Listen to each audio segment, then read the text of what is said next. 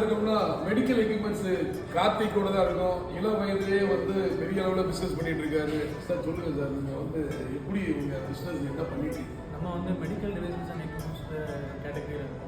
ஒரு ஹாஸ்பிட்டலுக்கு தேவையான சிஎஸ்எஸ் எக்யூப்மெண்ட்ஸ் இருந்து ஐசியூ எக்யூப்மெண்ட்ஸ் வரைக்கும் நம்ம பண்ணிட்டு இருக்கோம் சார். அந்த ஏஎம்சி அண்ட் சிஎம்சி பேசிஸில் சர்வீஸும் பண்ணி கொடுத்துருக்கோம்.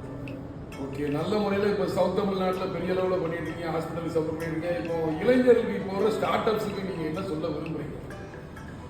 காலேஜ் படித்தோன்னா அவங்க எப்படி வரணும், என்ன நினைக்கிறீங்க? நம்ம என்ன பண்ணுறோம் அப்படிங்கிறத நம்ம ஃபஸ்ட்டு புரிஞ்சுக்கணும் sir. Okay, like passion follow பண்ணணும். லைக் நம்ம இப்போ என்ன பண்ணாலும் சின்சியராக பண்ணணும். ஏன்னா பண்ணாலும் பண்ணக்கூடாது. ஸோ என்ன பண்ணாலும் சின்சியராக பண்ணணும். ரைட் ஃப்ரம் த கஸ்டமரை நம்ம மீட் பண்ணுறதுலேருந்து எல்லாமே நம்ம சின்சியராக பண்ணோம்னா கரெக்டாக இருக்கும். சார் என்ன சொல்றாருன்னா சின்சியாரிட்டி மெயின்னு சொல்றாரு. சின்சியாரிட்டி அதே மாதிரி வந்து என்ன பண்ணாலும் வந்து கரெக்டான பாலிசியில் பண்ணணும் அப்படிங்கிற மாதிரி சொல்றாரு. ஸோ சாரை ஃபாலோ பண்ணுவோம். எல்லா ஸ்டார்ட் அப்ஸ் எல்லாருமே வந்து நல்ல பிஸ்னஸ் பண்ணுவோம். காலேஜ் முடித்த உடனே நல்லா ஏர்ன் பண்ணுவோம். நன்றி. நான் பேசுகிறேன். மற்றொரு சந்திப்போம்.